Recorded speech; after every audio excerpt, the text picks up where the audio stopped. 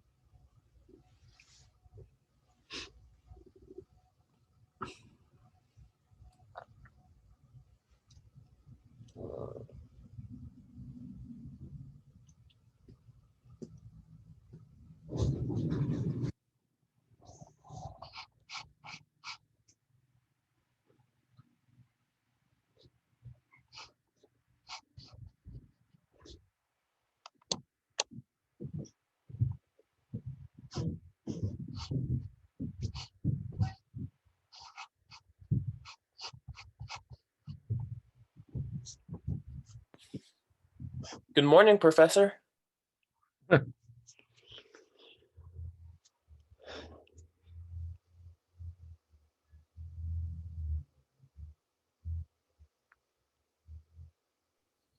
How's your day been going? Okay.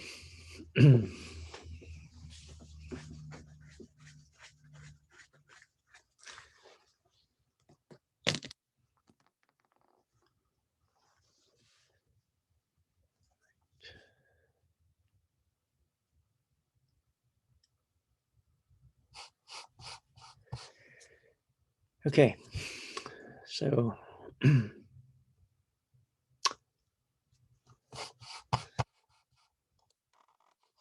into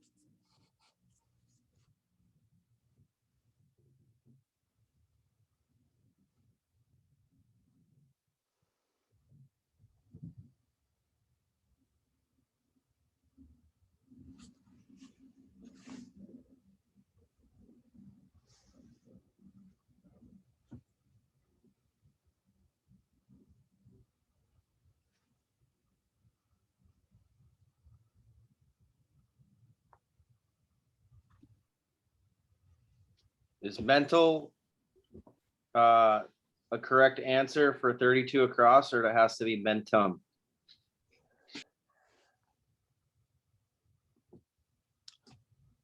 was asking for the Latin for the word chin, right? Mentum is Latin for chin.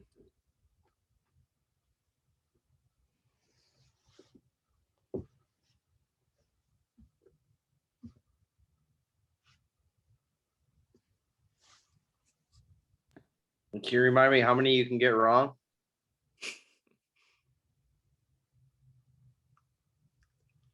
Does it still count if you get one wrong or no? You miss one, you get 1 point.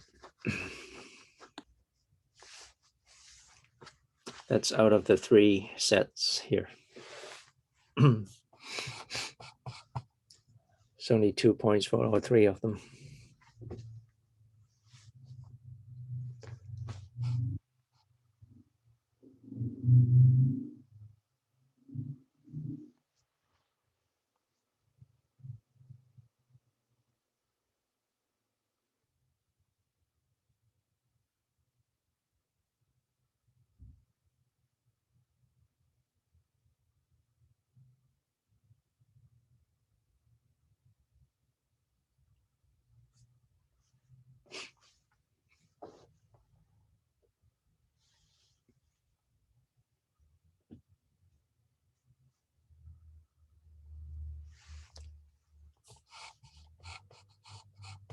Professor, why did we go through the leg bones without really studying the patella too much?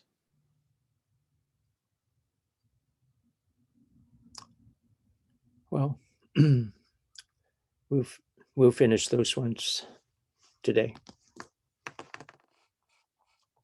Yeah. It's okay. The patella isn't even important anyway. So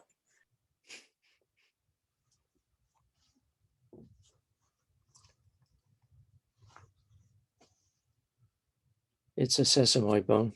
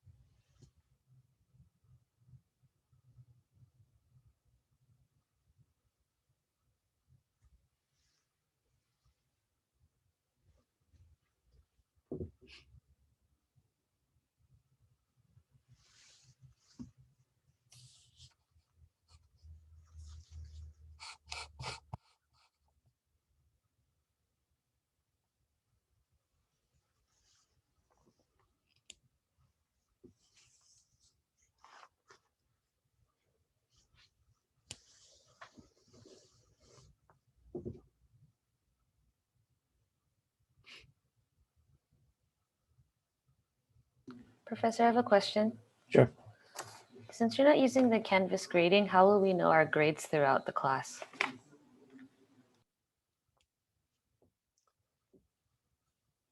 It'll be posted on Canvas after I graded the first lecture exam.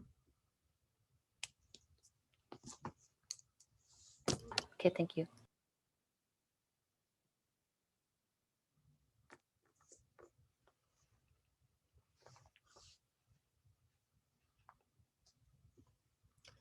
I post a progress report after every exam.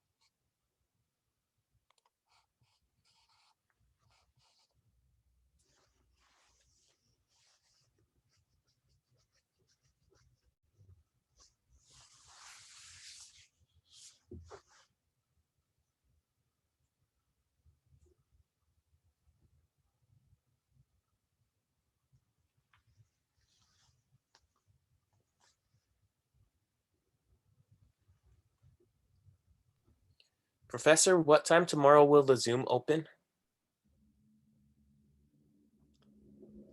5.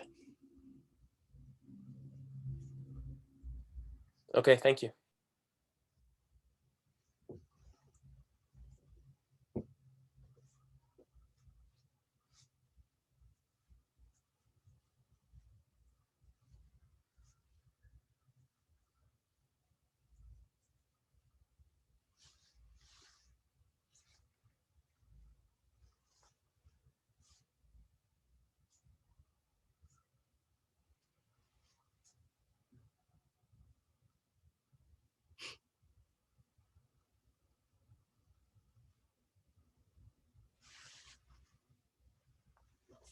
Professor, do you grade on the curve?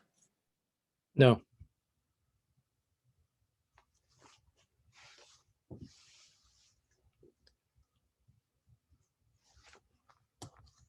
Reason for that is when my kids were at school, they said that as soon as they found out that an instructor is curving, then the whole class got together to answer just one question right at an exam. They shorted the exam. That's smart.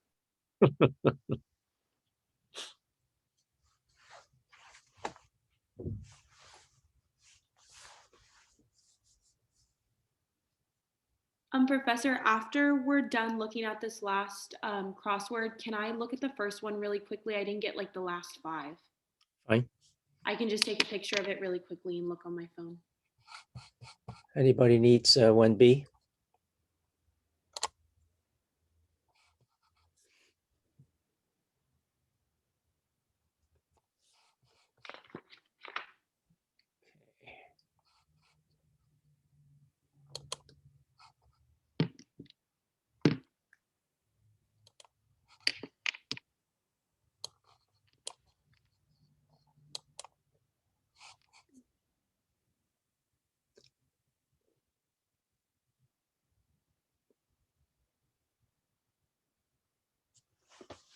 Perfect. I got the part I needed. Thank you. All right.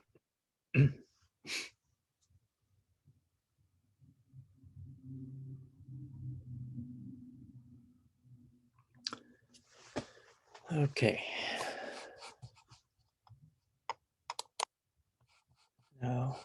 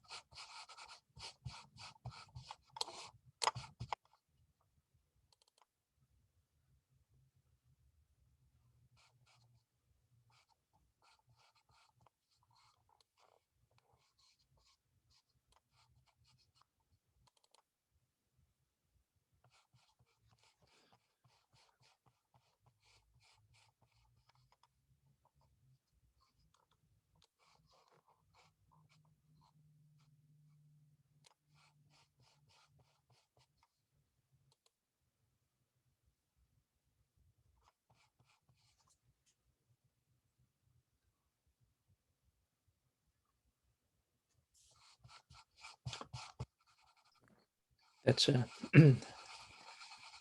that's a correct answer there. Okay, not not B.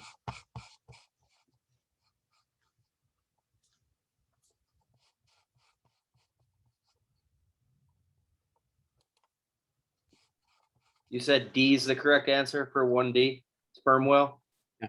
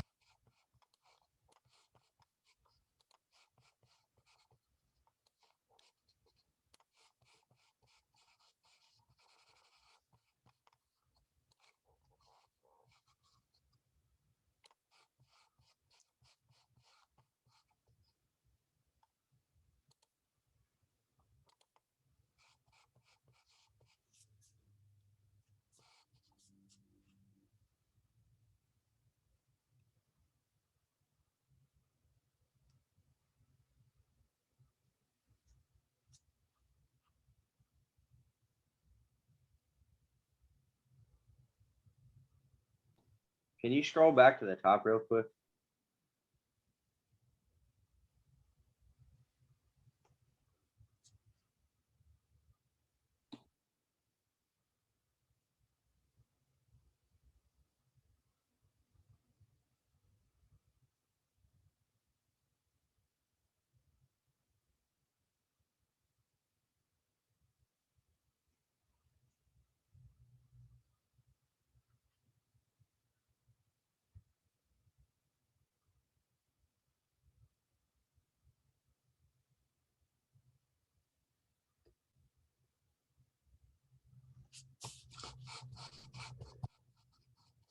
E is the correct answer there. Okay. Not that one.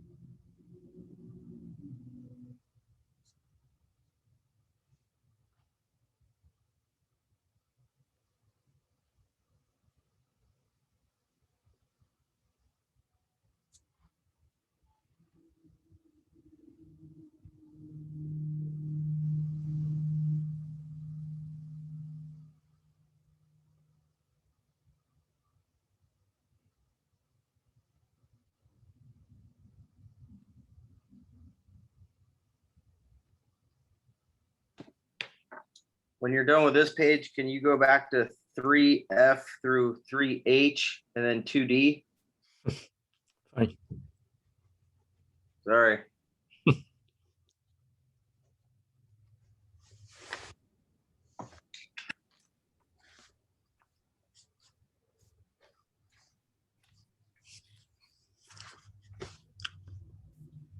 All right.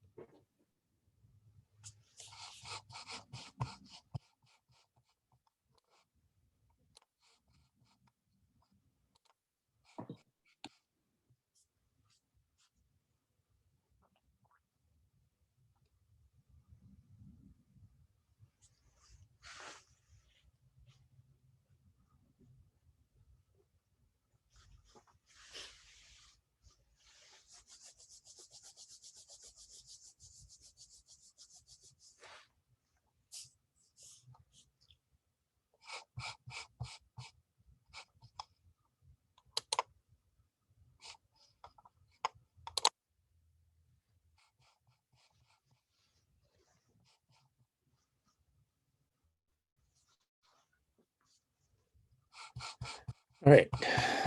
And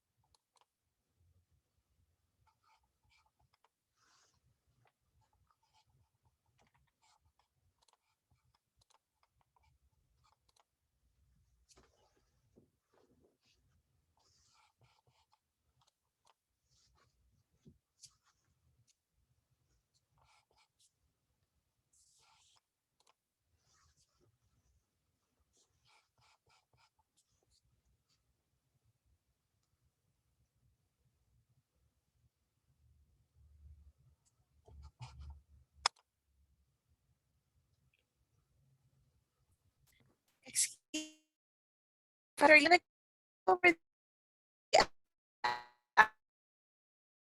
the skeleton? Sure. Where is that? Let's see.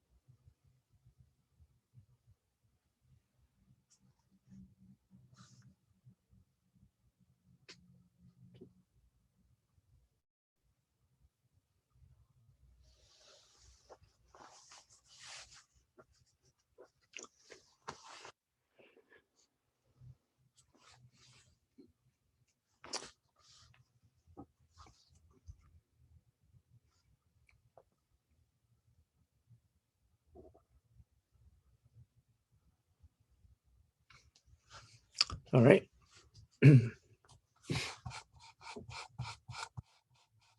Any question on these? Can you go to the top, please?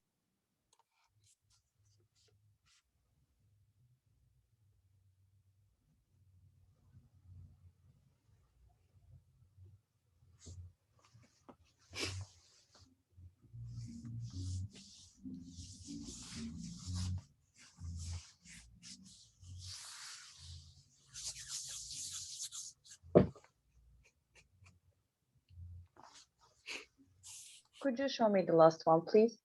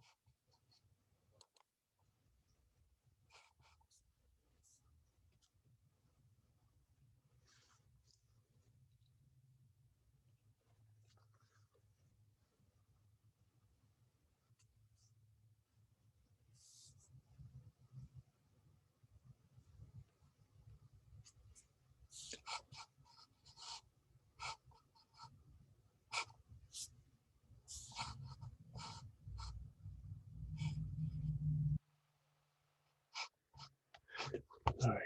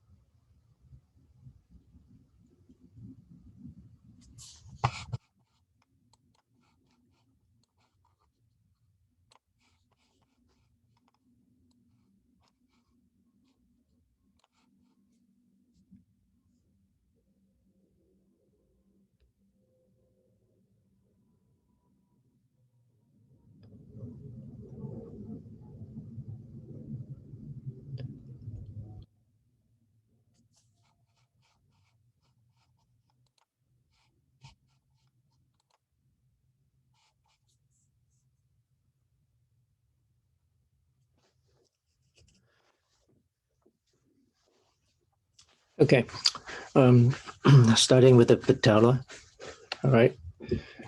So the patella is a sesamoid bone. And at one point,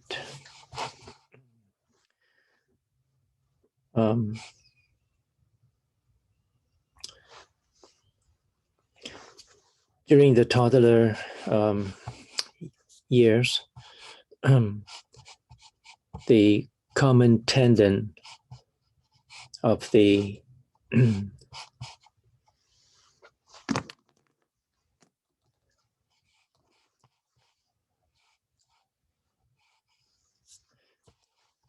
quadriceps femoris muscles, that's the collective name for the four muscles there. So there'll be the rectus femoris, vastus medialis, vastus lateralis, vastus intermedius. So those four muscles, when they get to here, they would have a common tendon. They would come past the knee joint, and then they would articulate right at that point of the tibia. And that item on the tibia is the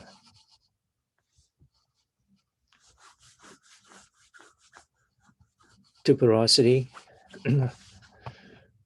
So that's the tibiotuberosity.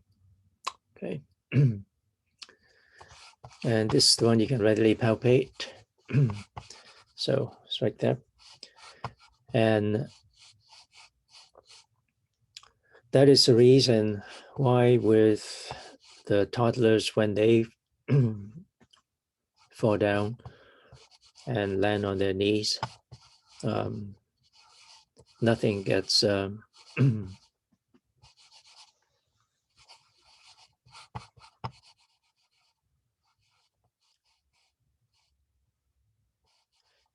nothing get bruised right here. And that's because it's just a muscle tendon right there at a time.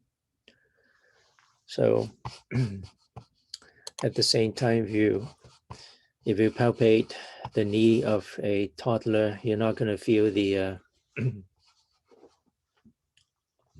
patella there. And then as they reached the teenage years, that's when the bone would start forming there. Once it's completed, then because now this portion that is attached to the tibiotuberosity, because it's connecting bone to bone, that item now would be referred to as patellar ligament. And the item above it, somewhere up here, would still be the common tendon of the quadriceps femoris muscles. So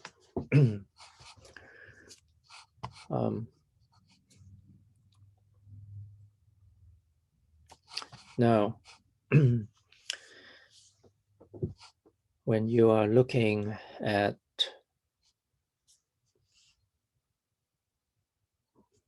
the patella,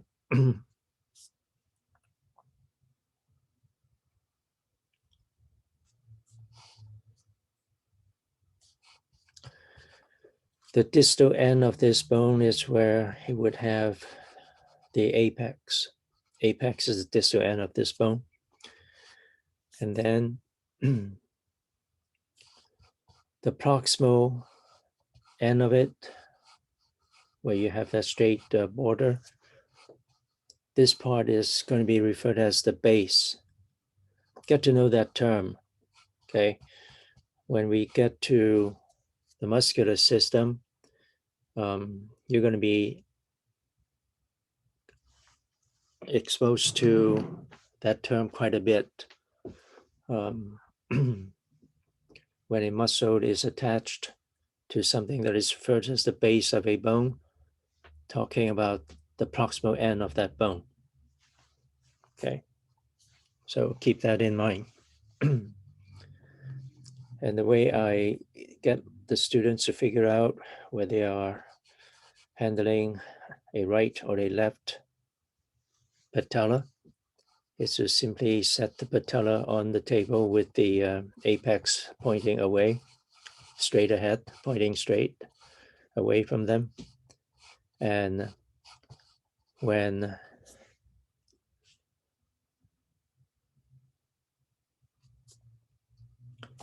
so here's the apex and here's the base. When it is resting on the left side, that's a left patella. And if it's resting on the right side, then it'll be a right patella. So that one's a left. Okay. And the reason for that is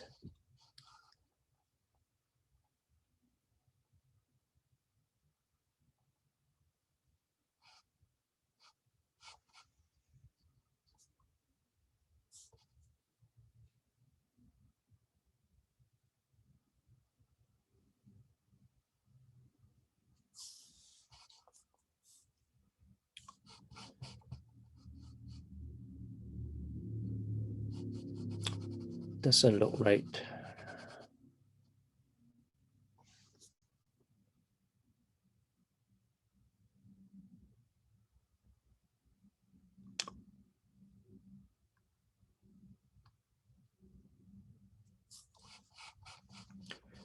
The part of the patella that is going to be articulating with the lateral epicondyle, sorry, the lateral condyle of the femur would be much wider. So what it would be resting on is actually the facet for the lateral condyle of the femur. This isn't done right here. Whoever set those pointers up is wrong. So that's the reason for that. That's the reason it's going to be resting on the lateral facet for the lateral condyle of the femur. And reason for that has to do with 3 of those muscles, the quadriceps femoris muscles, 3 of them have their tendons a little bit more lateral. And that means 3 of those muscles largely would be handling that patella somewhat lateral. And then vastus medialis muscle needs to be the muscle that would constantly be resisting the pull of those 3 lateral muscles. And that's the reason when those people that have problems with the patella dislocating always slides lateral.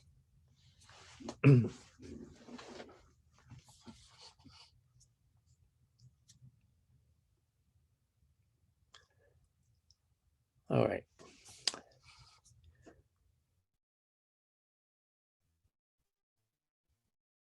After that, at the tibia. So again, when you identify the tibia, make certain you spelled it correctly. Make the T look like a T, okay? And first thing I tell them to do is to pick up, when they pick up the tibia, tell them to find the tibial tuberosity that's near the proximal part of the bone, and it's always anterior. Then the next item I want them to find would be at the distal end. At the distal end, this item, medial malleolus.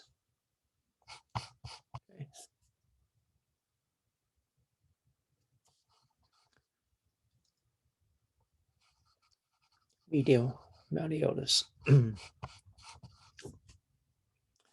Talking about this item here. So if you reach down and palpate the medial side of your ankle, that item you feel there is the medial malleolus of your tibia. Okay, that's what you're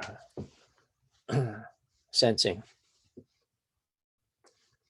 So once they figure that, then they can tell whether they're holding a right or a left bone. Okay. This is anterior, this is medial. That's a right. Okay.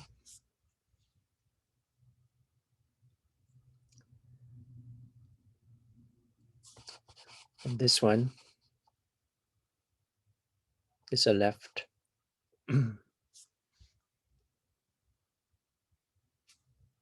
Okay.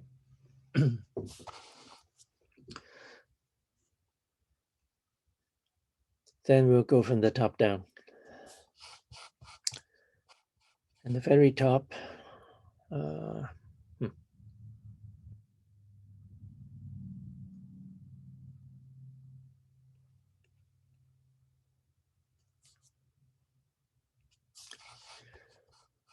this item at the very top of this bone would be the intercondylar eminence.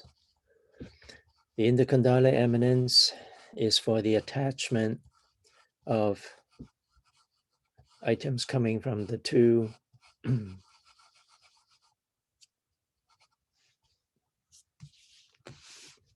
menisci. Okay. And then tibial tuberosity, which is on the anterior side. And then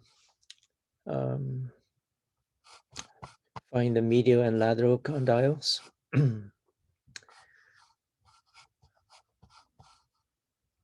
Medial condyle is going to be in line with the medial malleolus. Okay. And then for the lateral condyle, first thing I need them to look for is the fibular articular facet. So this item is the fibular articular facet. If the bone isn't chipped, then this item would be about the about the size of a nickel. Okay.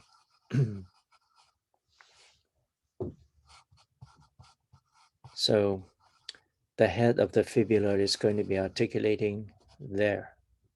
That's why when you're looking at these cadavers, the skeletons, yeah, that's where the fibula would be articulating.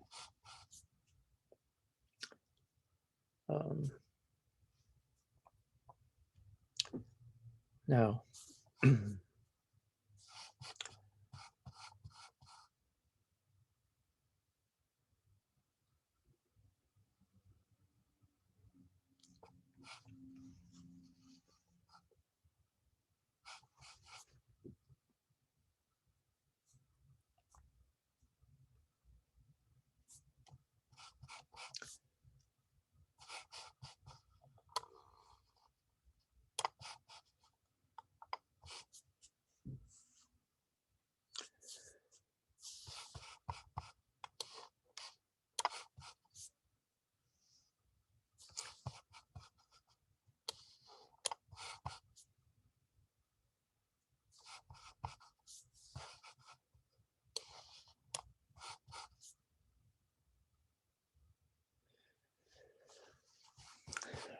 the anterior border, it's the part that's going to be continuing down from the tibial tuberosity. And then on the medial side of the bone,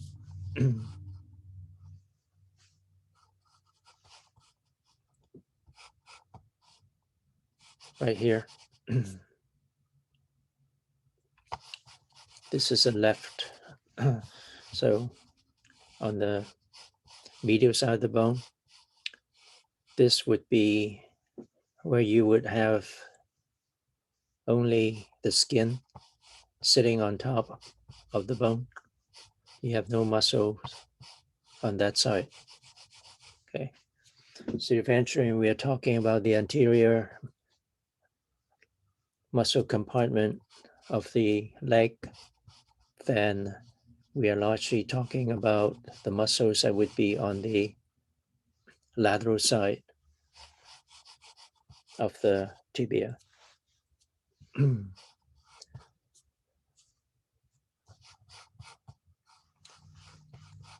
the next item would be coming back to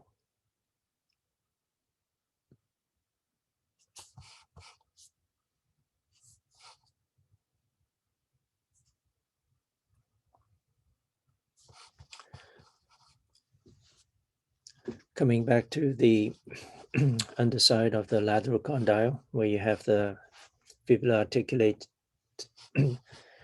articular facet. That's when I ask students to find the soleal line. This is the soleal line. Soleal line is the one that is going to be traveling from lateral, somewhat diagonally over to the medial side. And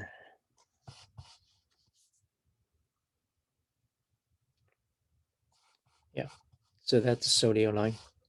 Okay. The soleus muscle is the one that is going to be taking that as its origin. And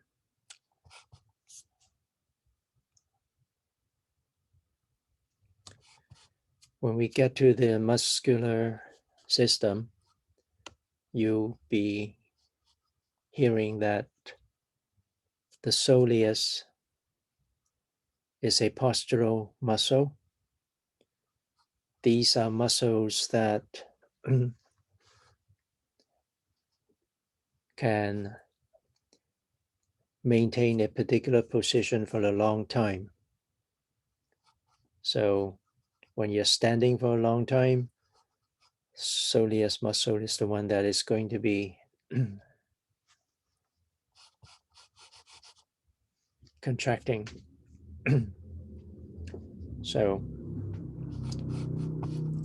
when you see something like this, that has to do with this person probably did quite a bit of standing or just walking. Okay. Walking long distance, a little bit hiking. Okay. So yeah, the long runners, long distance runners are the ones that would be mostly using the soleus muscle. The fast runners are the ones that would be using the gastrocnemius muscles. So soleal line. Then after that, come back to the fibular articular facet again and follow this part, the lateral side of it, going down. And that is the border of the interosseous membrane. Okay.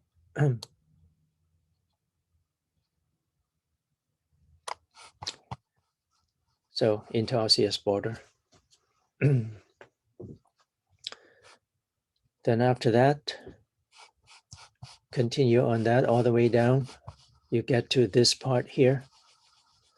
And that would be the fibular notch. And that's because the distal end of the fibula would be articulating right there. So let's see. Is there any?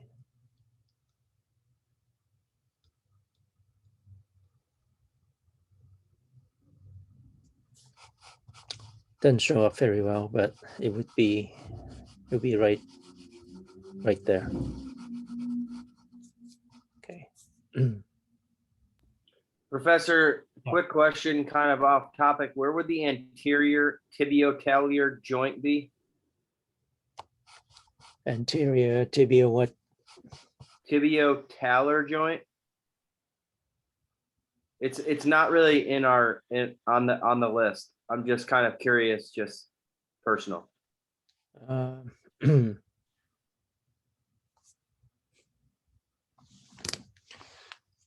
Spell that word.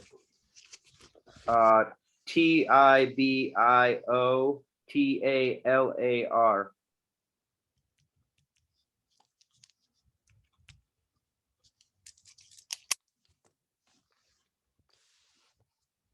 Good. It's where the tibia articulating with the talus, right there. That's the talus. Yeah, it's gonna be right there. Thank you. So now, the inferior articular surface, most books don't bother showing that because they have to take that picture. And talking about this. This is the inferior articular surface. And this is the main part of your ankle joint. Okay, it's the main part where you'll be sending your body weight down to your ankle.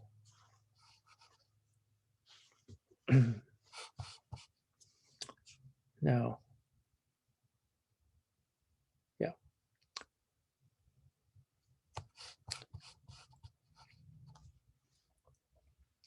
And yeah, the ankle joint mostly is going to be referred to as a synovial hinge joint.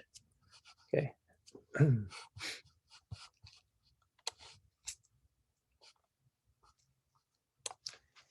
Then the next item would be the fibula.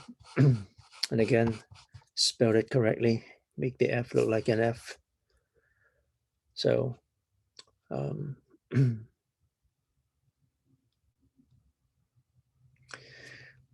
first thing I ask people to do when they pick up a fibula is to go to the distal end of the bone.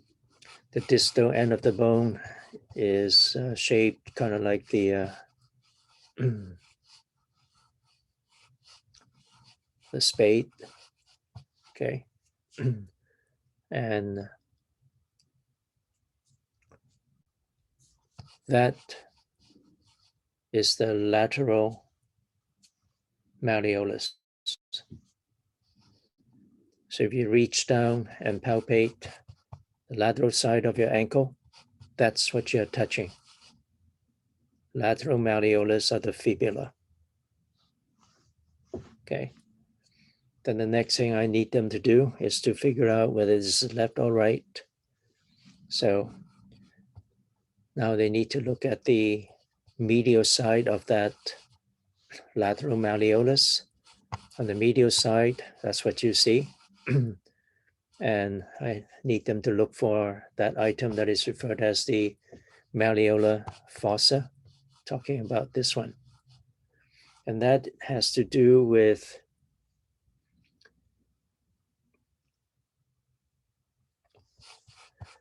on the lateral side of your leg, you have a couple of muscles with origins on the fibula, and their tendons would be coming around the back and to the lateral portion of the foot at this point.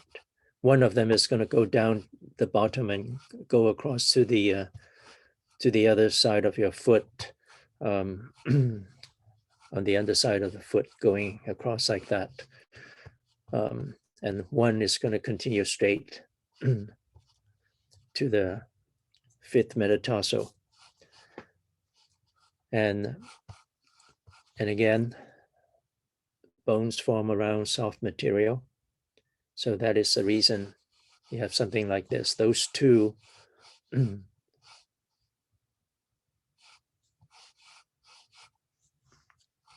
muscle tendons would have gone something like this. In other words, on this side, on the medial side of that lateral malleolus, this flat, smooth portion is the one that's going to be articulating with the talus. This is the malleolar fossa, where you have those two muscle tendons coming like this. That means this item, in addition to being on the medial side of the lateral malleolus, is also posterior. Okay, medial and posterior. So when I have the students turn this and looking at it and simply just either put a finger or a thumb right here, if the finger or thumb is pointing left, it's a left. Pointing right, it's a right. So this one is a left. Okay.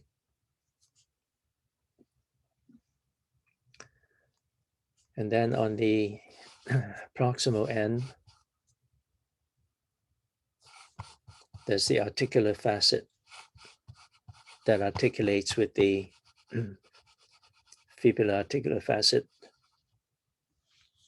on the tibia. So,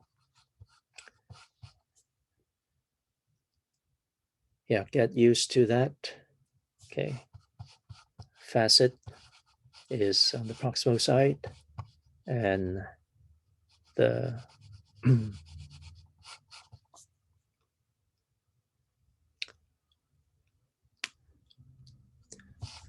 notch is at the distal end of the tibia.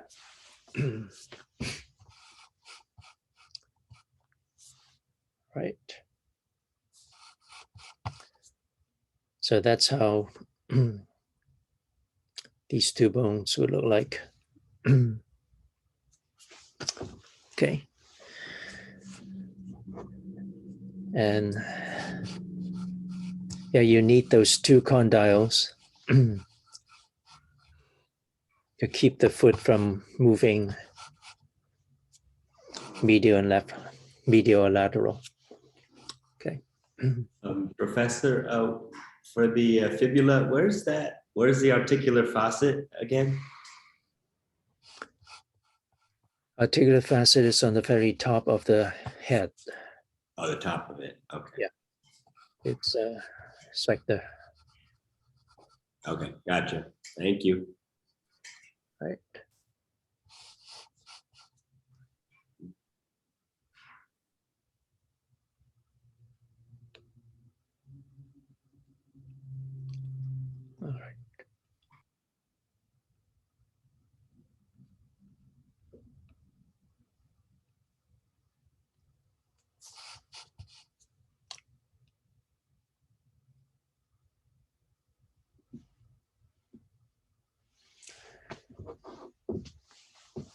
tarsus is ankle. And there would be 7 tarsal bones. And the best way to deal with where those tarsal bones are is to go back to those arches, okay, the foot arches. So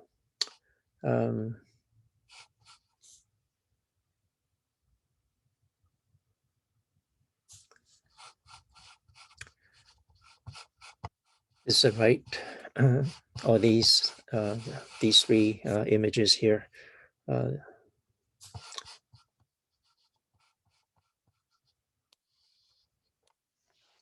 So and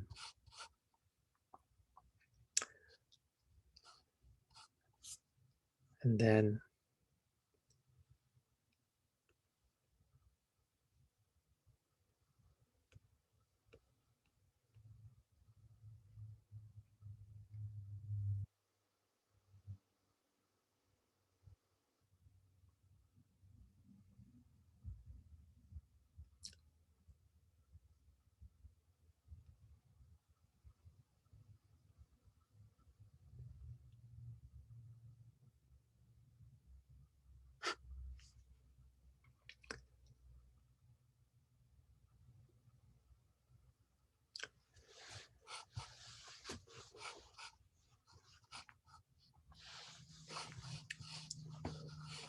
these 3 photos.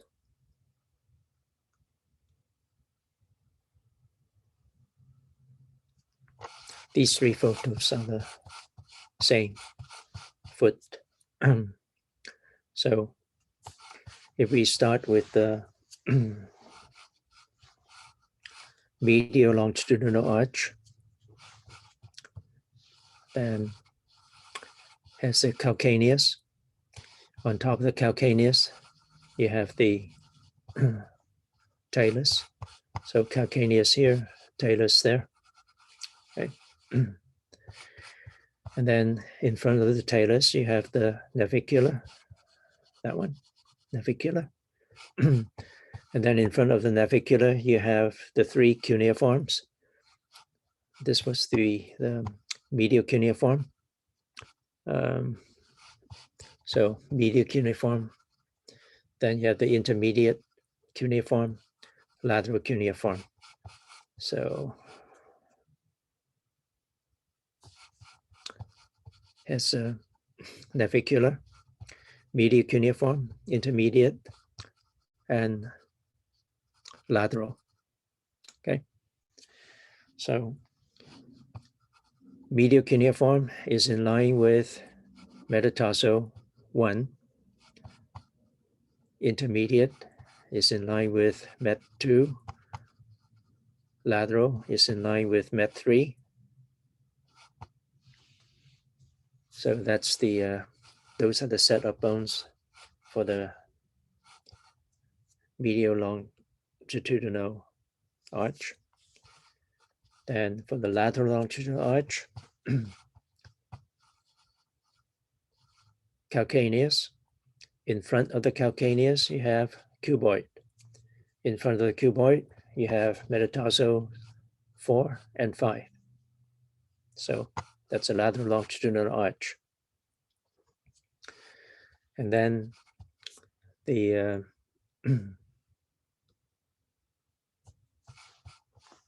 transverse arch,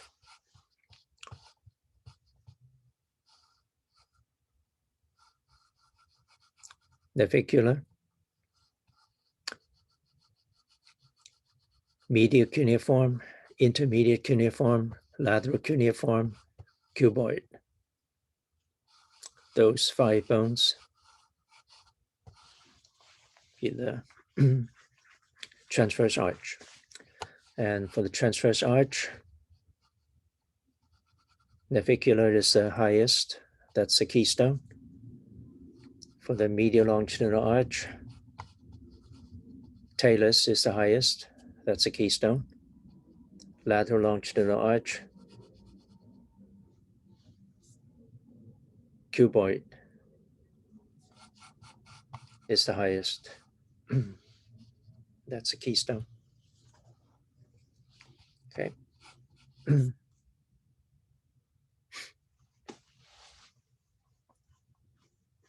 So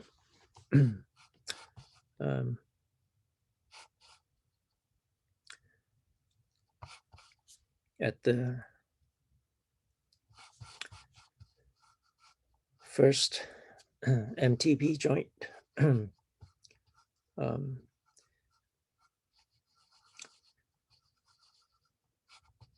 metatarsal phalangeal joint. This metatarsal 1 is the proximal phalanx 1. At that joint, you have the 2 sesame bones there. Okay. Sesamoid bone. Okay.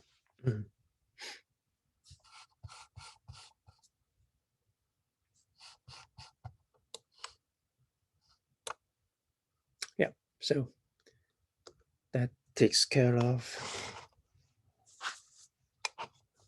all these. So any questions?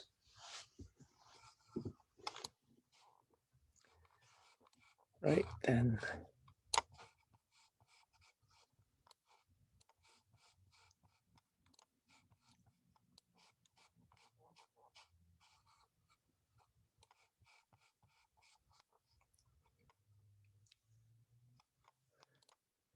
I'll start with the a quick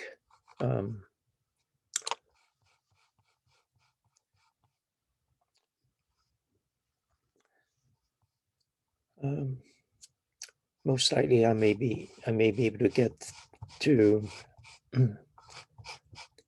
most of the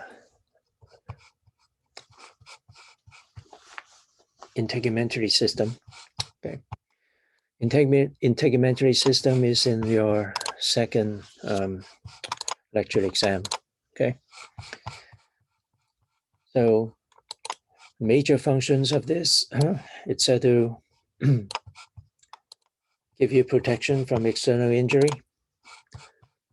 It's also the first line of defense against the ultraviolet radiation, as well as pathogens. Pathogens are disease-causing agents. Maintenance of water balance.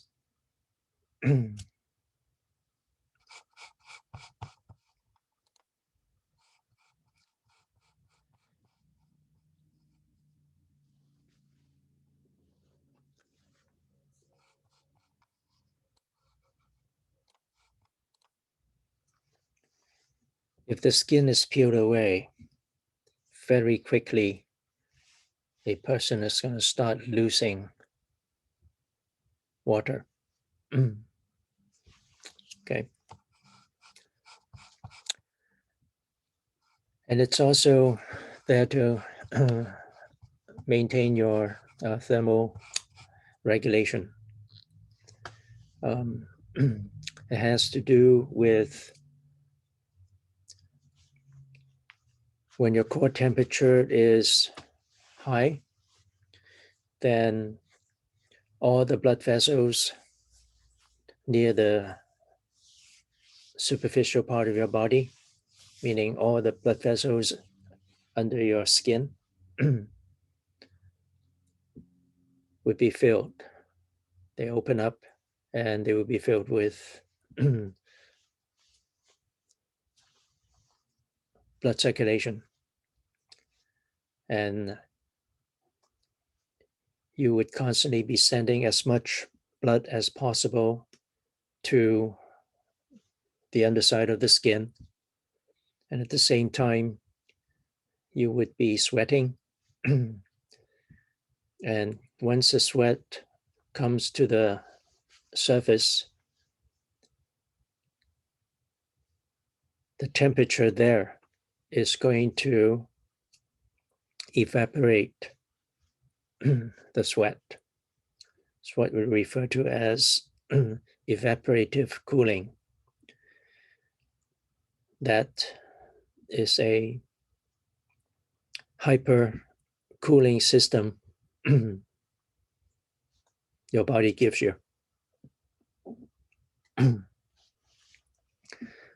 So as the sweat is evaporating, it's going to be drawing away much of the temperature. And then, of course, the blood that is there is now returning to the heart. So it's going to be bypassing all the other arteries that is still sending the blood to this superficial part of the body. So you have countercurrent blood that's flowing next to the blood vessels, flowing in the blood vessels are next to one another. So that would further cool the blood that is coming to the skin. Okay. So that's how thermoregulation is done. And that's also the reason why at that time you would look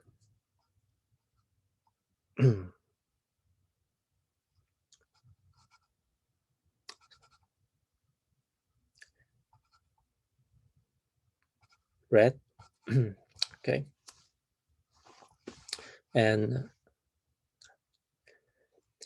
if the ambient temperature is low,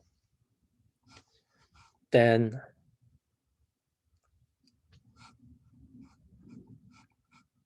you would be collapsing most of the capillaries at the skin and diverting as much of blood flow in your body core to maintain your body core temperature. And that's when you look pale. So that's how thermoregulation works. Okay.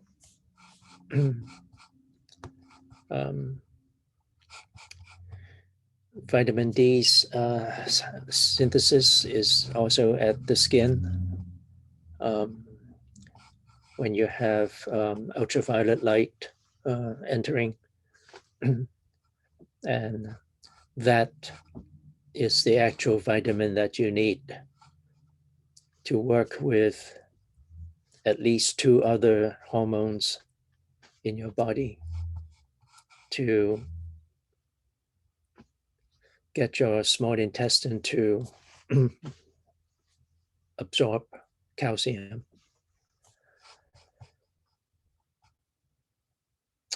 Communication with your skin. Yeah. Turning pale or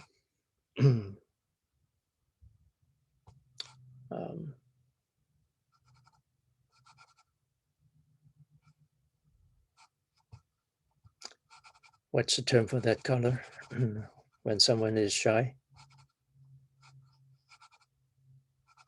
Blush. Blushing. Thanks. Yeah, when you're blushing, then yeah, the that's communicating with your skin. Okay.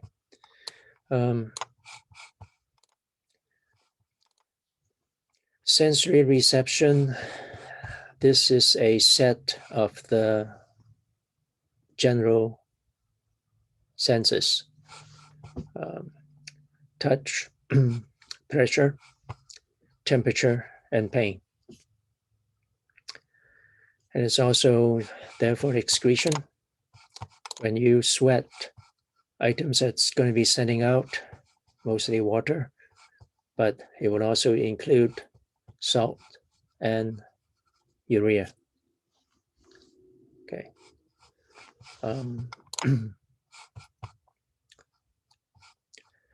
Your skin takes over excretion during exercise.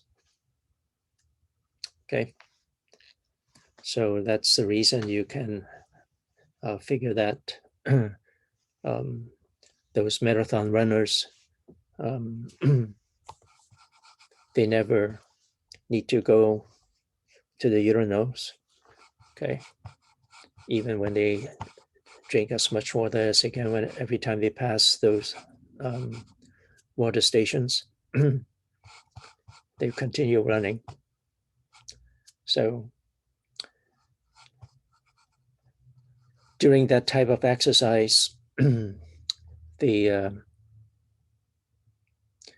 blood circulation is going to be diverted mostly towards the skeletal muscles. And it's going to be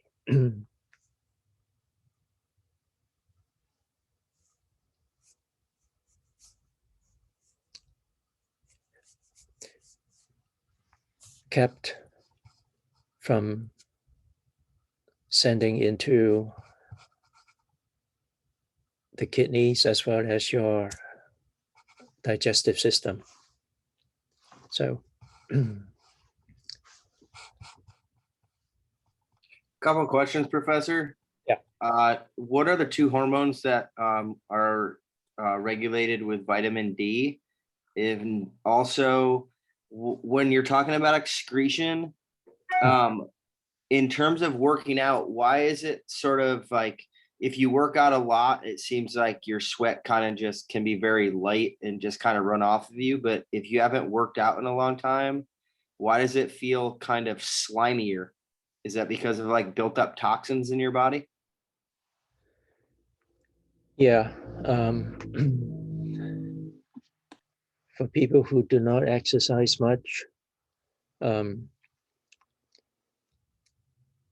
anything that has taken in by cells in the body are going to be kept there, and only the new items entering are the ones going to be sent out, because cells in the body already has all these things filled. And that's also the reason why I would always suggest people to exercise before eating. And that's because your body is very much like your bank account. Okay. The original money you put in there is going to just stay there. And then all the current deposits, and when you withdraw, that's the money that's going to be coming back out. So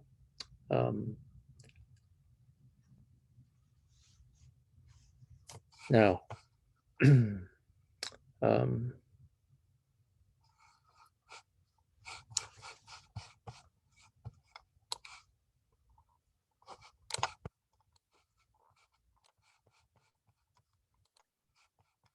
Professor, what's urea?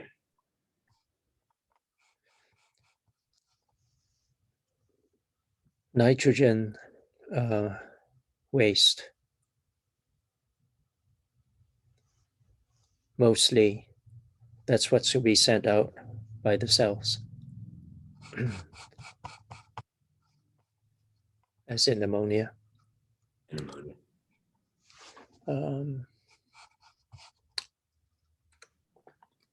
Thank you.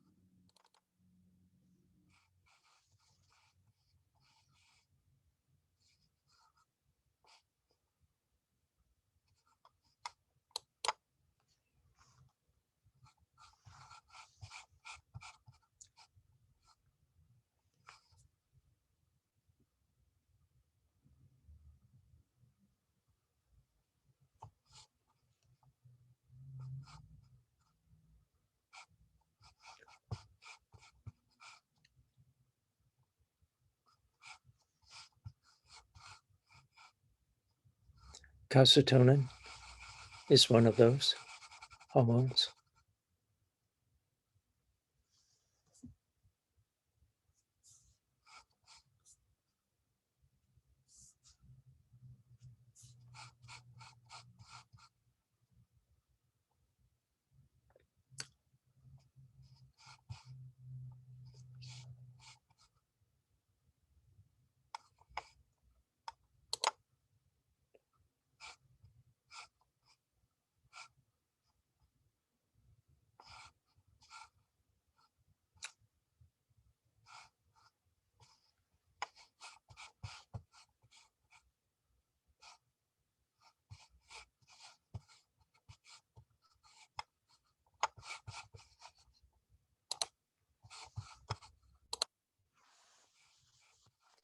Calcitrol from the kidney.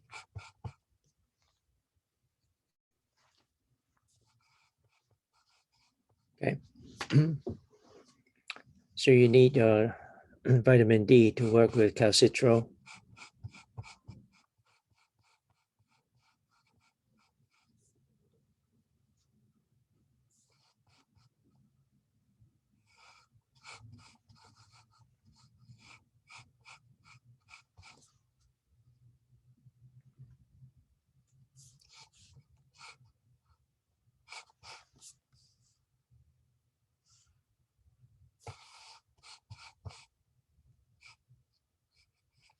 Yeah.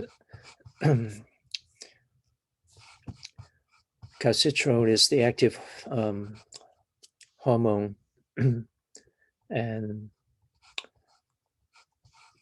it works together with vitamin D. And that's the one that's going to be producing the absorption of calcium and phosphates in your small intestines. At the same time, it would decrease calcium excretion at the kidneys. That means whatever you sent there is going to be recycled.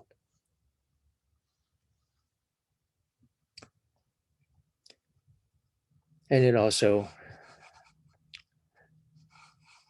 work together with the parathyroid hormone. That's the one that would maintain homeostasis of the bones.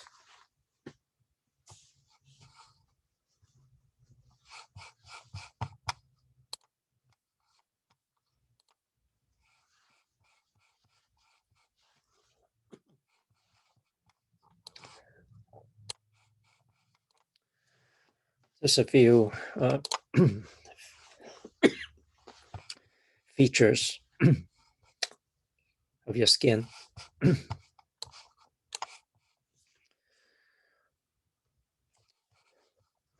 On average, the skin is about 6 pounds, and it can cover about 20 square feet. Every square centimeter of skin would have 70 centimeters of blood vessels, mostly capillaries.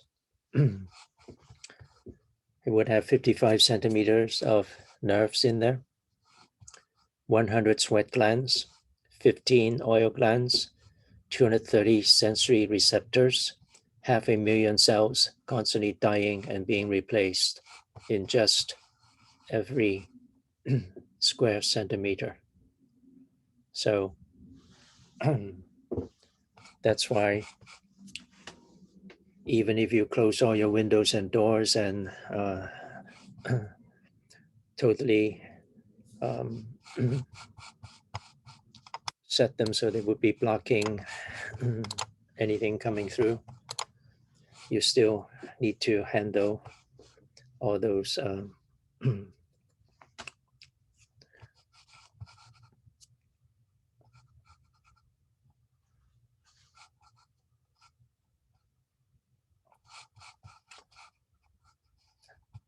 dead cells that would be in every room.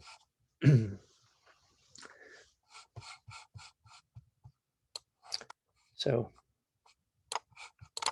that's rabbits who are always building up in your house. The skin on your fingers and toes would get wrinkled when you soak them in water. And that has to do with the water is now entering into most of the dead cells on the surface of your skins. And now they expand. So that's the reason you get get them to wrinkle.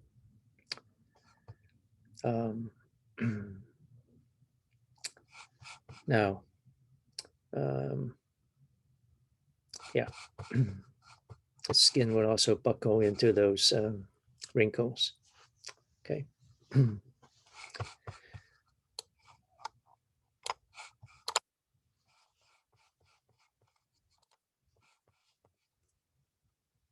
Now,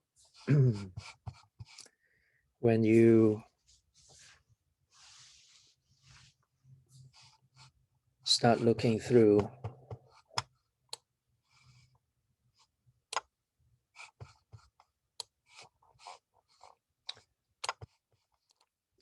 sets of labels here, making certain that you fully understand you only have these two major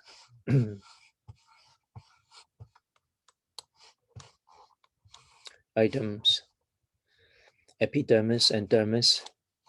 Those are the two major parts of skin. Okay.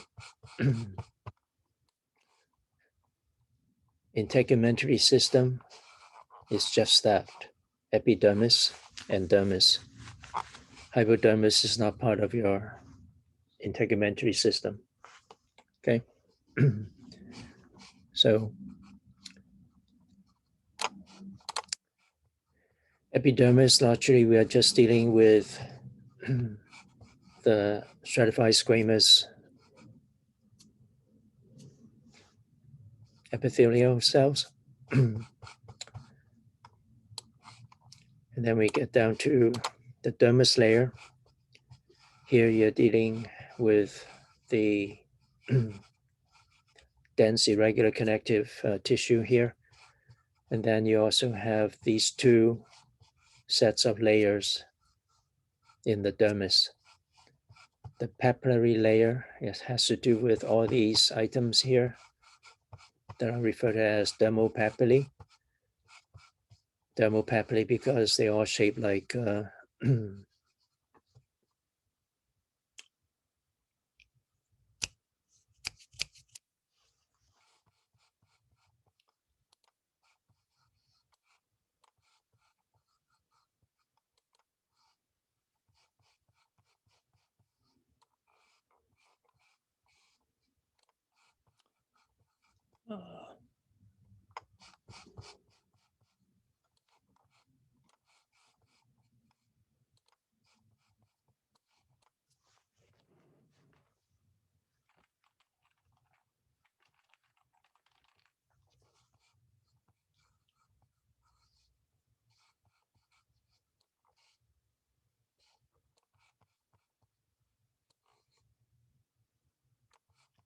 nipple. Okay. So papilla is Latin for nipple. So a whole series of these right here. And then reticular layer is the part where you have your dense irregular connective tissues. But as you are looking at where these things are marked and labeled, also understand that you're going to have material up in the epidermis that push their way down into the dermis. So the hair follicles has to do with those stratified squamous cells during embryonic development had internalized, invaginate in here. And once they are in here, they differentiate into doing other things. So they would be forming the sebaceous gland cells and now fully understand that only those parts of your body where you have hair would have oil coming up to your skin. The parts of your body that has no hair, there'll be no oil. Sebaceous glands would be constantly associated with hair follicles. So don't expect oil on your palm or your foot. There are only sweat glands there. Okay.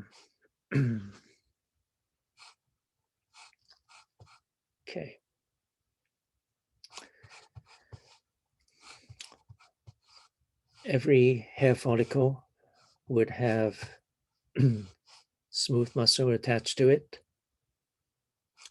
And that's the erector pili muscle. Okay.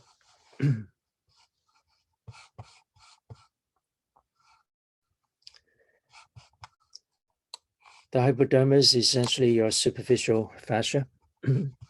So in other words, right here is where you have your areolar connective tissue.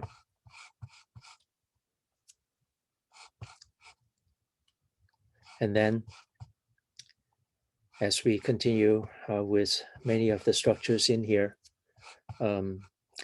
at every one of these papillae, you would have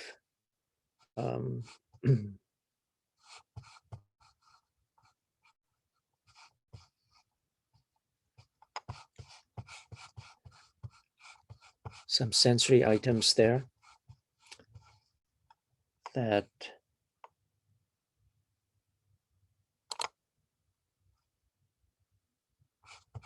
would be referred as tactile corpuscles. Okay.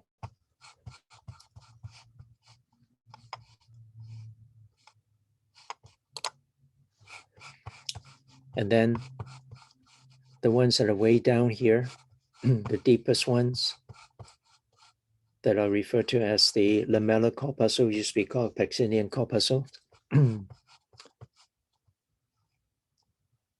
Those are the ones that is for sensing pressure. Okay.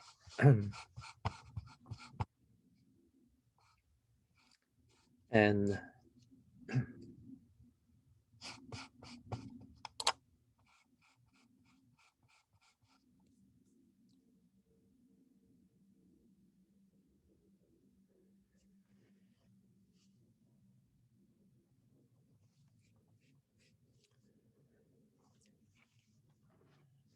back around the 1500s,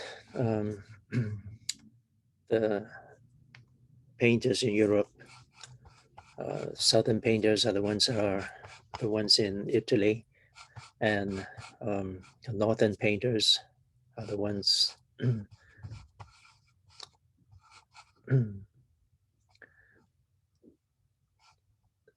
that will be doing these types of paintings. So what the northern painters would do is they like to paint ancient events, but at that time, some of them do not care so much about figuring out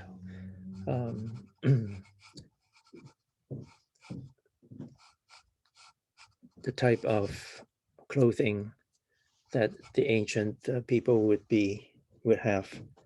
So they just use their contemporary clothing here. What this painting is about has to do with a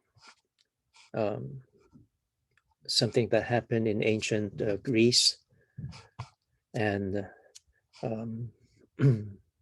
Cambyses was a judge, and he was caught accepting bribes. So he was executed.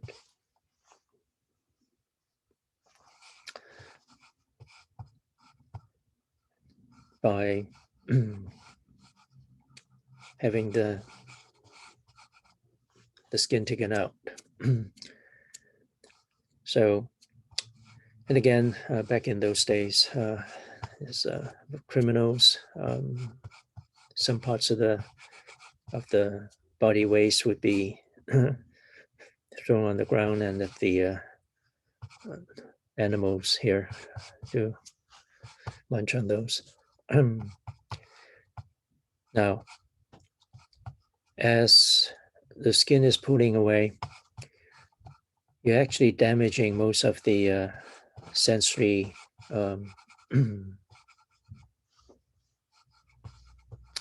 corpuscles around, and all those nervous structures, once they are ripped away,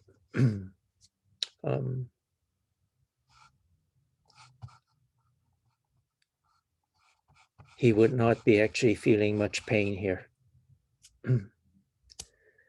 Main thing that's happening is that fluid is losing, and that mostly what's going to be killing him.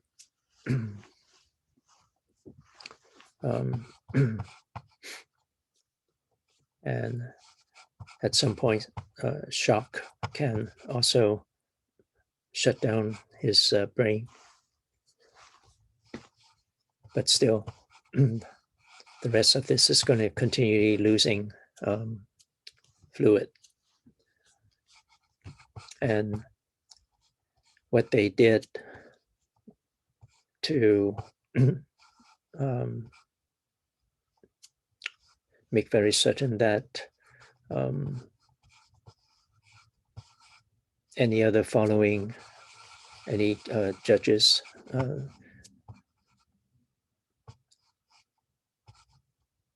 about taking bribes, they put his skin on that court, the judge seat at the court. His son eventually grew up to be a judge, and he sit there with his father's pelt on the chair.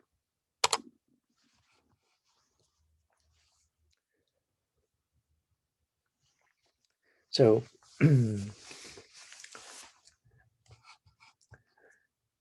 for the skin structure, from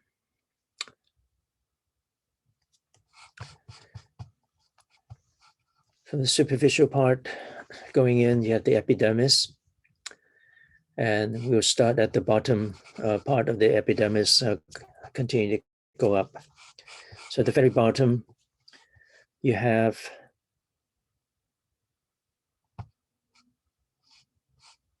basement membrane, which is not shown here.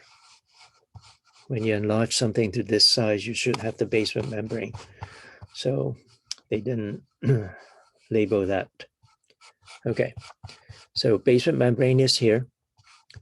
And then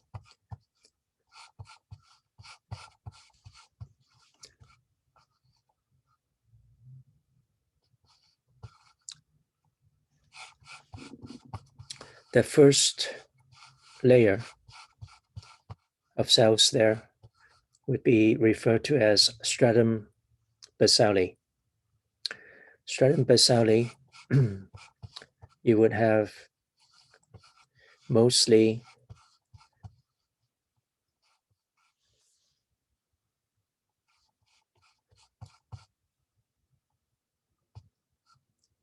the keratinocytes.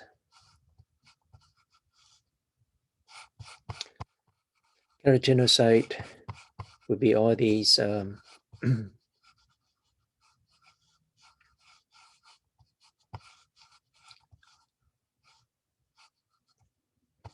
with that color. Okay.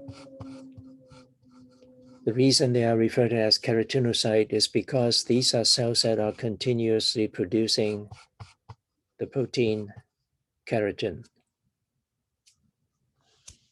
And we'll go over what the keratin would be doing a little bit later. And these are the ones at the basement membrane. The shapes are actually cuboidal shape. Okay. And they are the ones that are constantly mitotically divide. And the daughter cells are the ones that's going to be sending further and further away.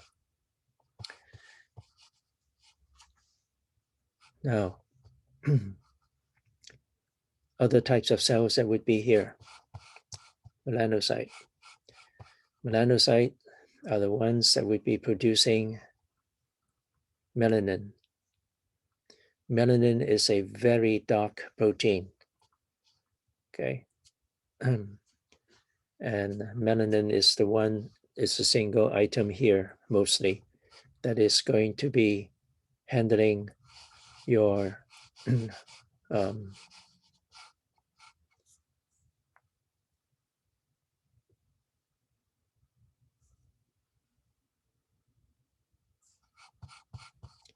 complexion. Okay. Now, the melanocytes will have a whole series of processes, and they would have channel proteins there that is going to constantly sending the melanocyte, the melanin, which is going to be in granule form, going into the cytoplasm of the melanocytes, of the keratinocytes. And those granules in here would be taken, covering their nuclei to protect themselves from ultraviolet radiation. And then there's one more item. The tactile epithelial cell used to be called Merkel cell. The tactile epithelial cell is the one that allows you to feel whatever your skin is touching. Okay. And this is the most superficial one that is going to pick up those senses, and it's going to have a connection or synapse here with the sensory nerve ending that's going to be receiving whatever chemicals this tactile cell would be sending out whenever your skin is touching something out there. And the impulses would start at that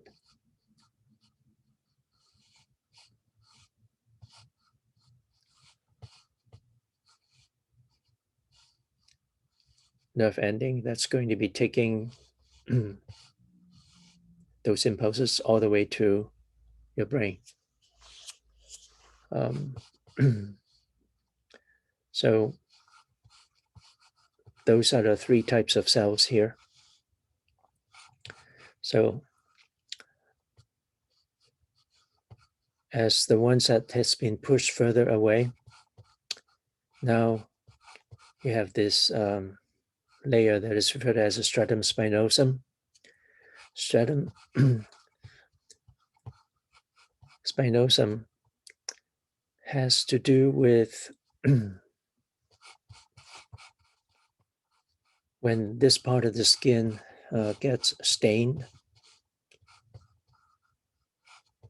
the melanin granules are the ones that we're picking up that stain. So that's why they call this stratum granulosum. Okay. So these are all the melanin granules that's been stained here. And then further up, you have stratum granulosum.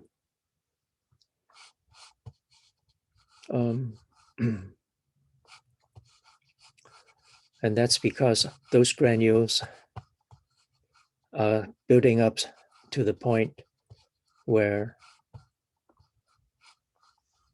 stain is much darker now. So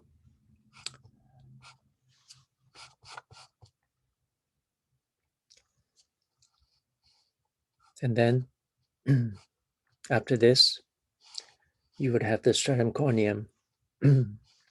And we are looking at the some skin that is not as thick as the ones on your hand and palm, on the palm and the sole of the foot. So it's only the thick skins that would have a layer, about 6 layers of dead cells here, that would have quite a bit of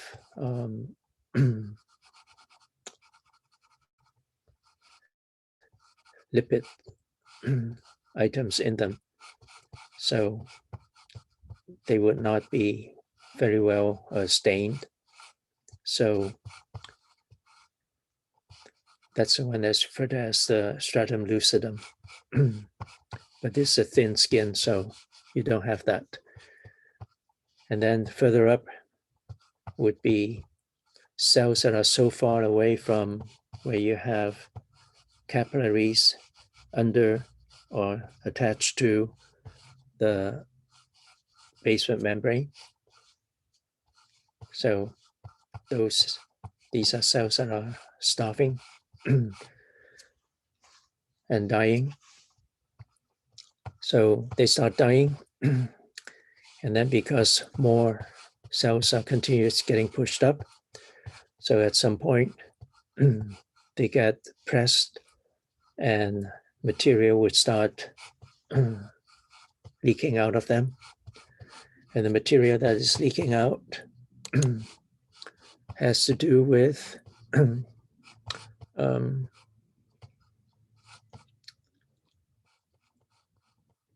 the keratin, as well as glycolipids. And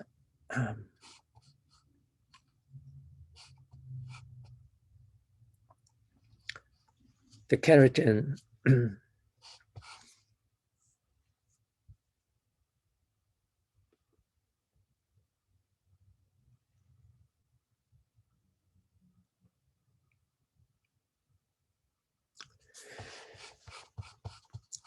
the keratin that is leaking together out with the glycolipids is going to make all these dead tissues into a tough piece of material. And the glycolipids is the one that is going to keep water from penetrating into your skin. Okay. But not for a long time. You can't stay in water forever. Okay. But it will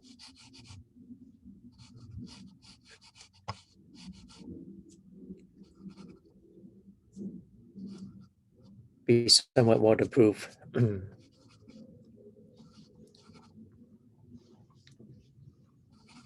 For minutes.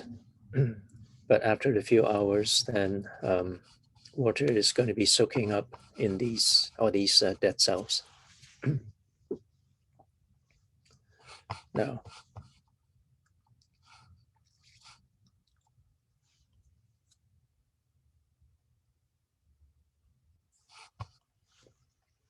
about complexion has to do with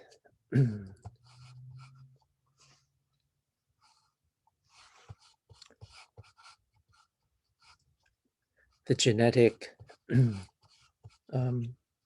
structure in you.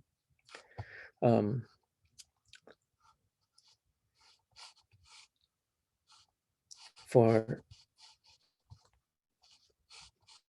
people who would have the genes that is going to set these keratinocytes to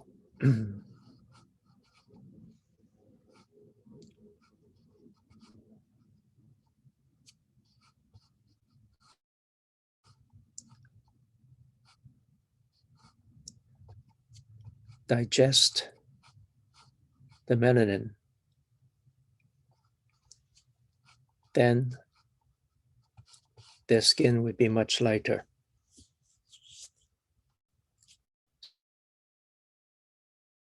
So that's the only difference between light skin and dark skin people. The structures of the skin are still the same. It just has to do with how much melanin these cells digested. Okay.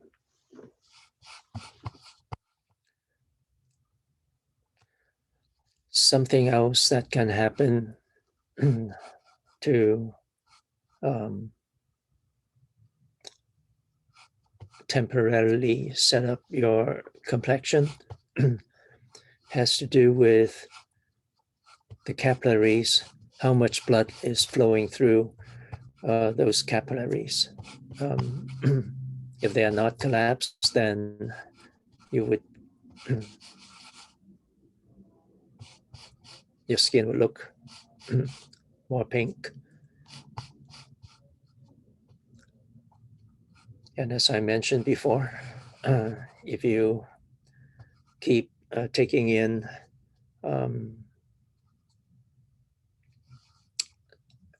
items that would have carotene, continue drinking carrot juice, these things would turn orange. Okay.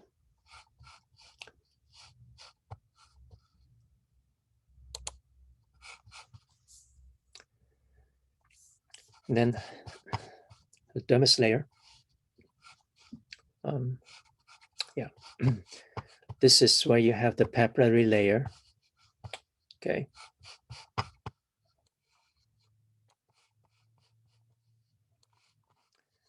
These are the papillae. And this is where you have, well, this part is the epidermis. And this is where you have the living cells of the epidermis. And these are all dead cells up here. And within each one of these papillae,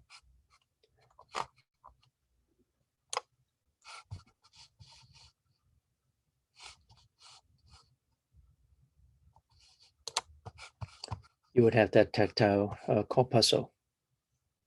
Okay, it's a much larger item to pick up the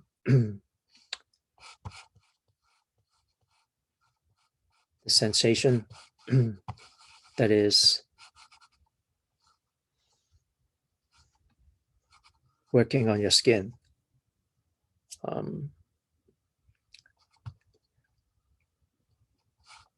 This one is also there to pick up sense of touch. Now,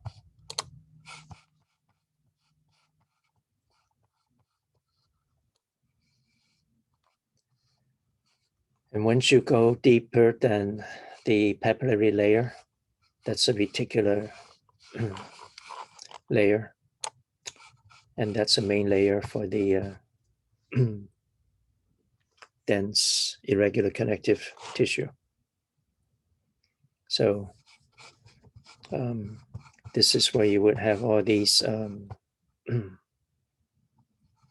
collagen fibers going in different directions. Okay.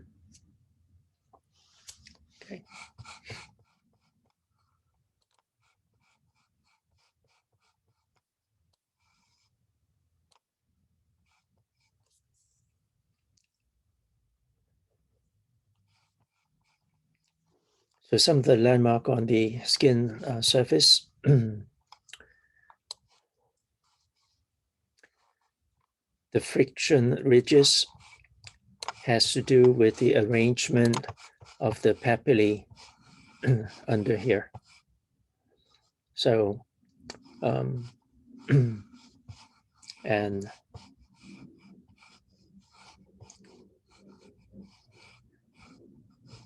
that these lines would be where you have those papillae at the papillary layer of the dermis. Okay. And then you also have all these sets of sweat gland, the ducts of the sweat gland, the orifice of all those ducts. And that is the item that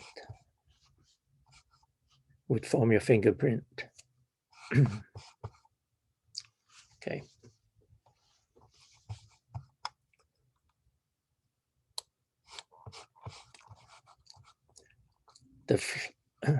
The flexion creases.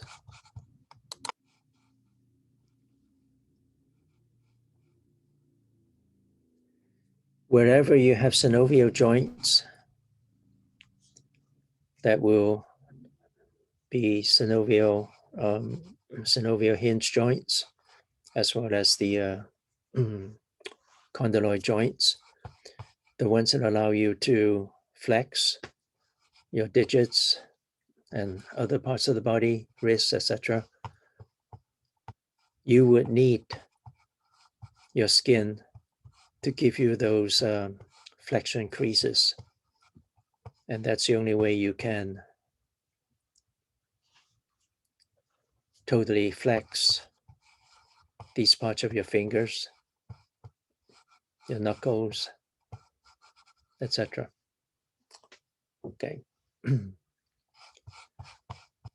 And then away from the joints, you also need those other parts of the skin that will wrinkle whenever you start flexing. So those are the flexion lines. Okay. And then there is the lines of cleavage. Lines of cleavage has to do with the general direction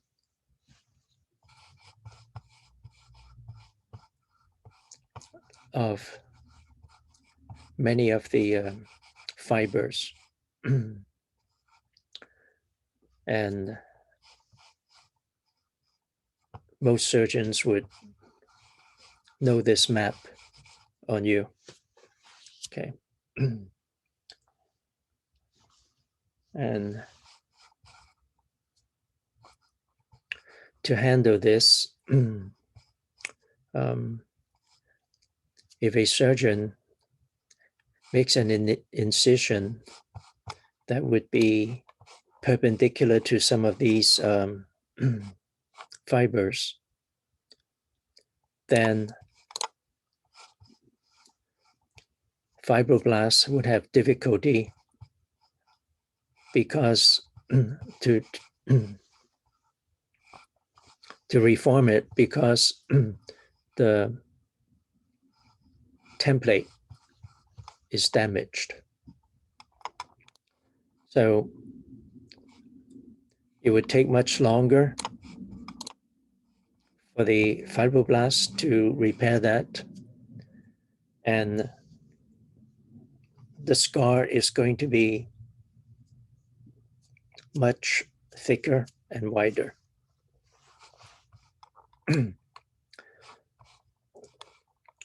If the incision is done parallel to these lines, then repair would be quicker and the scar would be much thinner. Okay.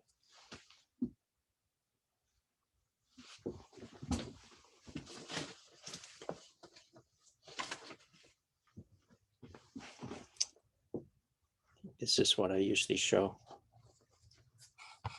my class.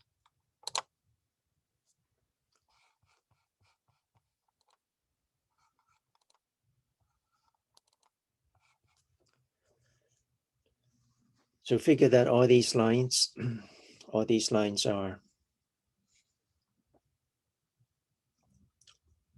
those fibers. So if you cut across, then it will be broken up like that. But if you cut them parallel, then it's not going to be as wide. Okay. So that's a reason surgeons need to deal with that, to make certain that the patient would not have all the ugly scars.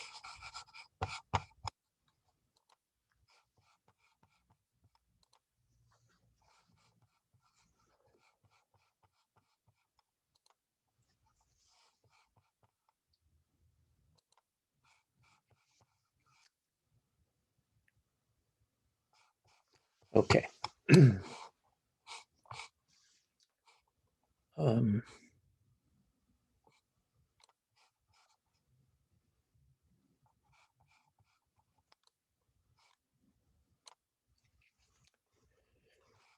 I will continue to finish the integumentary system after the exam tomorrow. And I'm going to be stopping this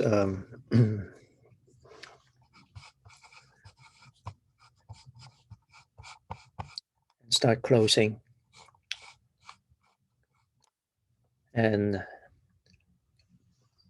most likely within an hour or two, I'll be sending back my my grade and correction on your essays.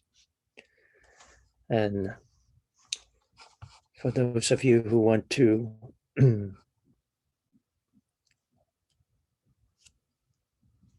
study a little bit together for the exam, then you can start forming some meetings and use the rest of the time to do that. And I'll be sending the my corrected item back to whoever sent in the essays, and I'll let those ones to share those graded items with you. So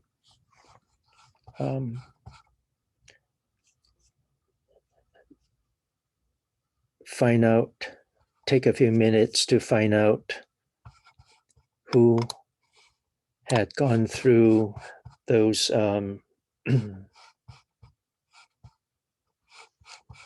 bonus items for the exam. When I showed the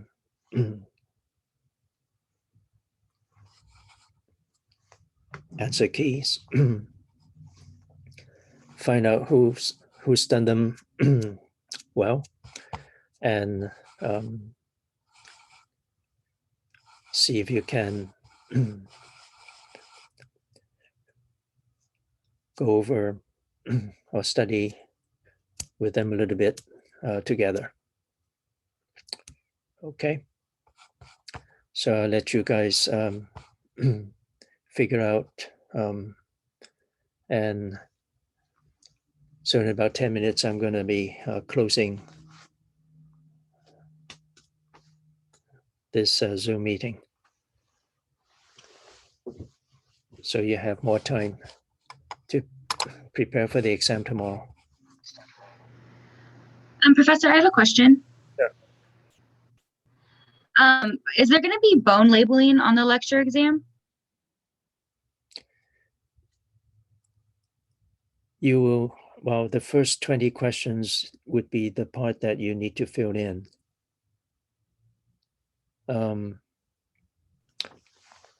Oh, okay. Let's see.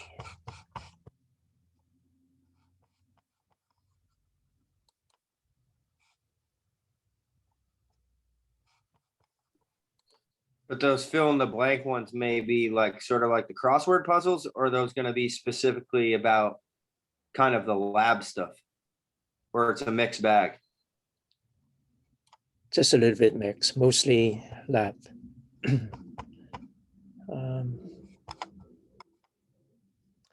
Here it is.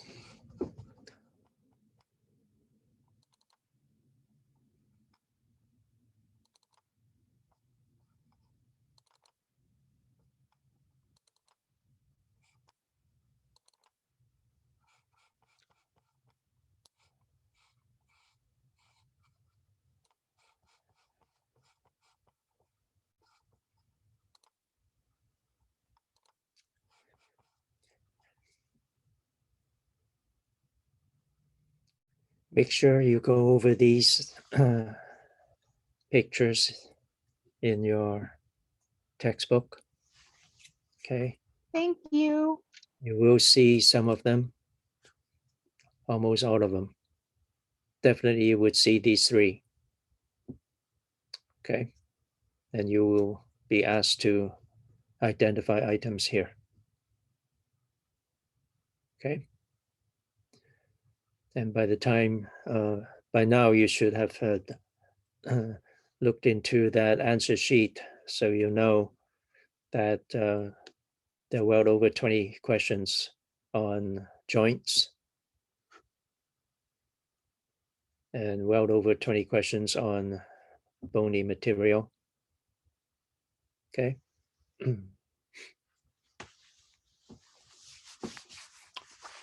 So, yeah, I'll close in about 10 minutes.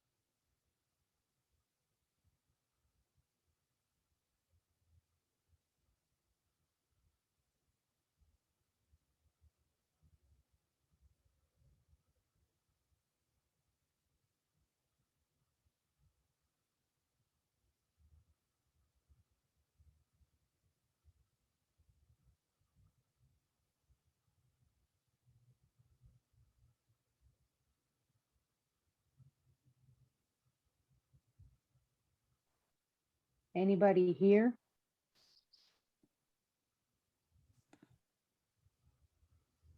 Yeah, I'm here. I'm about to get Hello. off. But it seems pretty quiet on here. I'm staying Um, on in case any of you have questions, and I'll be in the recording. Oh, cool. I mean, I'm not sure if it seems productive or counterproductive at this point to kind of study with anybody. Honestly, I don't know how you're feeling, but Chad, I feel the same way. I'm probably gonna, if he lets us go, I'm probably gonna end up leaving. right. So do you suppose we'll be labeling these pictures then, like the notochord, and Yeah, that will become a kidney and whatever happens with this picture here? I'm gonna assume that we're probably labeling like all the pictures on there. I'm gonna study and just know just in case. And then yeah, and then probably the pre-labs. You never know. I think the pre-labs will probably be our best friends on this test, at least for the fill in the blank one.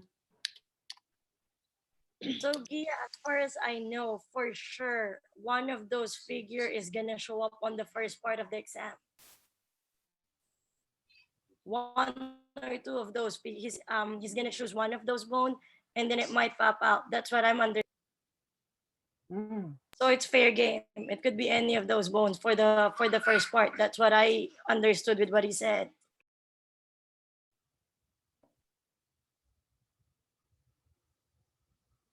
I'm just gonna pray, honestly.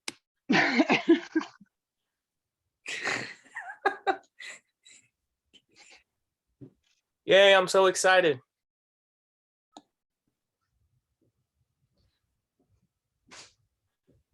We can do it, guys. We can do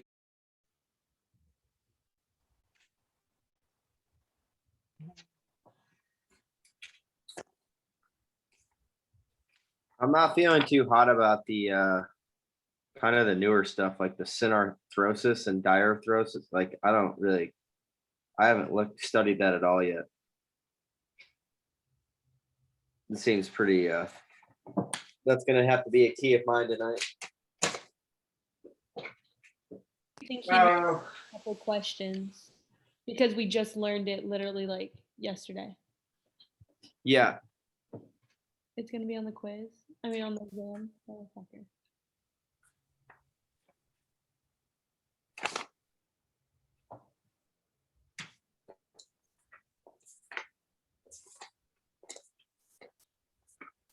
So guys, I are we can't remember who had the video from yesterday.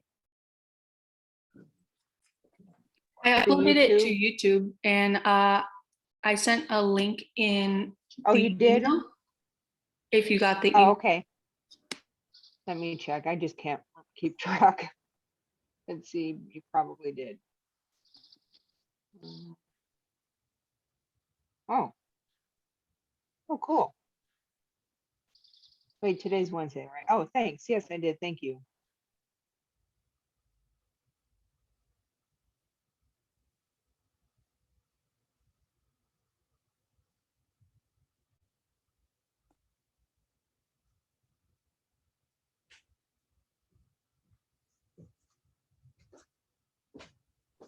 Well, I guess, is anybody gonna stay for?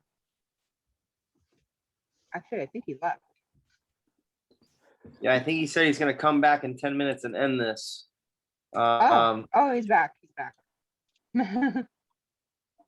Yep. Okay.